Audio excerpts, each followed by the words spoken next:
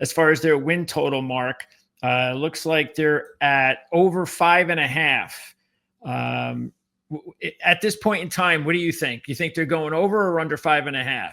Can you make that call, Fred? Yeah, I've said I think they can win anywhere from 5 to 9 games. I would say they would go over 5.5. I'd say it might be 6 or 7. Okay, so you actually are a little bit more optimistic than most people that the Browns could be not as bad as people think. They weren't as bad as a 3-14. If we looked at the tape last year, we thought they were going to go beyond the first round of the playoffs. Maybe not to the Super Bowl, but had a good chance to go to the AFC Championship. If Deshaun Watson, we were expecting him to just play average to above average. And we all know he played abysmal, historically bad those first 7 games before he was hurt.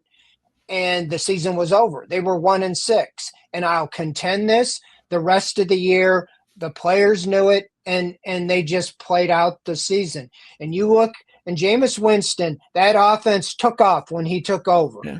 And then they benched him in favor of DTR and Bailey Zappi, and the offense went right back to how it did under Watson. So I feel at that point they were saying, what good does it do to win a couple more games? Yeah.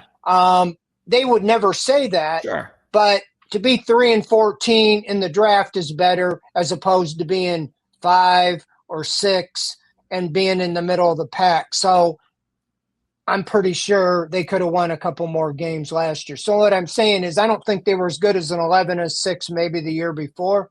And I don't think they were as bad as 3-14, but I think they're more in that middle-ish part.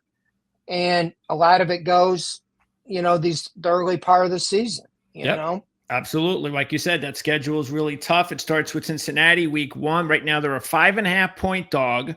The total, if anybody cares, is 44.5. The Browns, as you can see right here, are actually tied with the Saints as far as odds are. If you want to bet who's going to have the fewest regular season wins, the Browns are tied with the Saints, which I think, after what you just said, would not be a smart wager, as long as nothing, out of whack happens, which it's the NFL, anything can happen, but we can't predict those things. So as long as everything's even, you just no way see the Browns as the team that ends up with the least amount of wins in 2025.